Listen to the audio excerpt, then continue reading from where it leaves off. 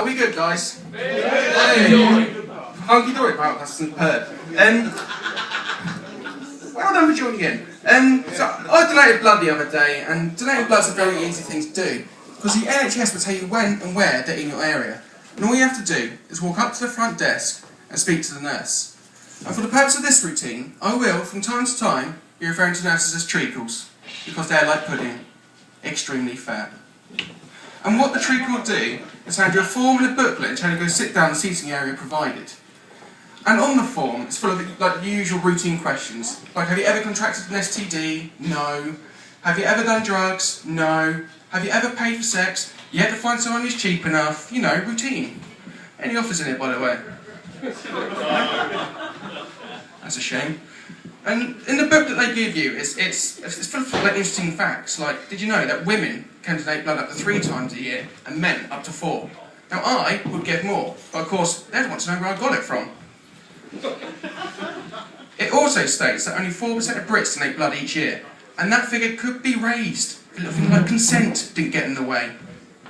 Now, as you're reading through the booklet, you take a look at the other people donating blood, and you take one look at them and you think, if I got your blood, I'd sue.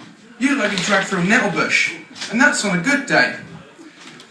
You think, oh, no, I'm going to donate blood today, better make an effort, make myself look pretty. Well, here's a tip, try harder.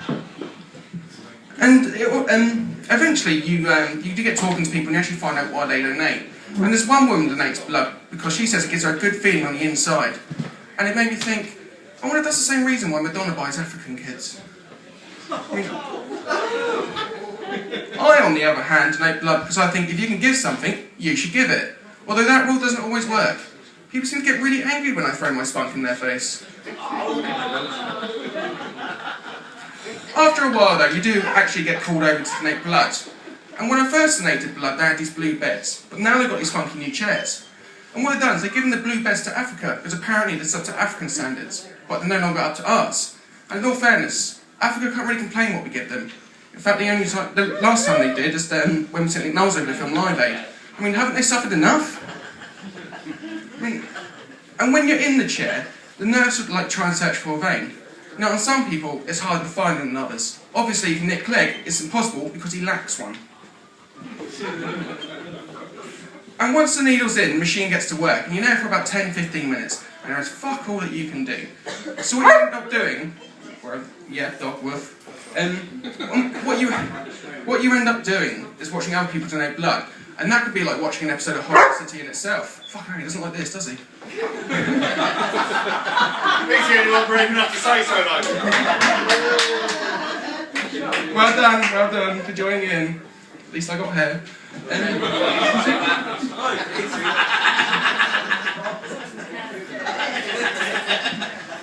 Yeah, no, it can be like watching an episode of Horror City in itself, because there's always some woman crying as the nurse is about to put a needle in, and you think, fuck me, love, the nurse ain't that ugly. But it's normally because they're afraid of needles. They work themselves up into such a flurry. Like, oh my god, it's going to hurt, it's going to really, really hurt. To which the nurse then offers reassuring words. Don't worry, it's going to be fine. It's for a good cause. So what I do for my own amusement is yell, oh my god, that needle's huge!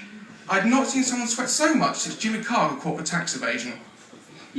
And once the machine's done taking blood, what it does is it bleeps. And when I first heard this, I thought it was a fat person reversing.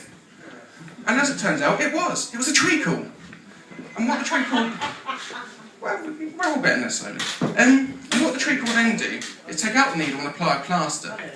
And as she was doing this, I thought I'd ask, what do you do with all the blood? And she said what they do is they put it in packets and freeze it for when it's ready for use. And I went, it's not what I thought then.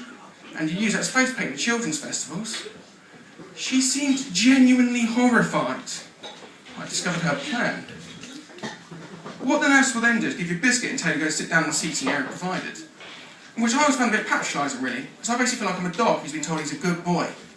And I find it doubly annoying, because in America when you donate blood, you get money. Over here, you get a biscuit. I don't know about Scotland, we have to get some heroin or something. So, since I was sitting there being a good dog, I thought I'd ask the nurse how they plan to raise the number of blood donations.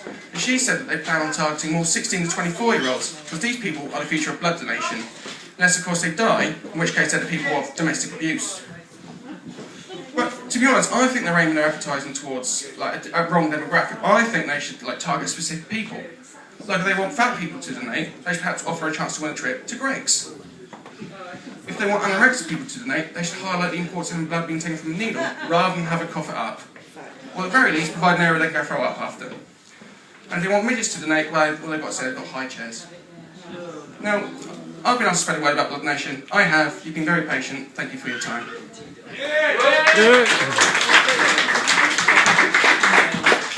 I don't know if that recorded or not. I kept on there's nothing actually came on to say it was recording or not. That's alright. Okay, that was Jack. Show your appreciation. It's not easy to get up and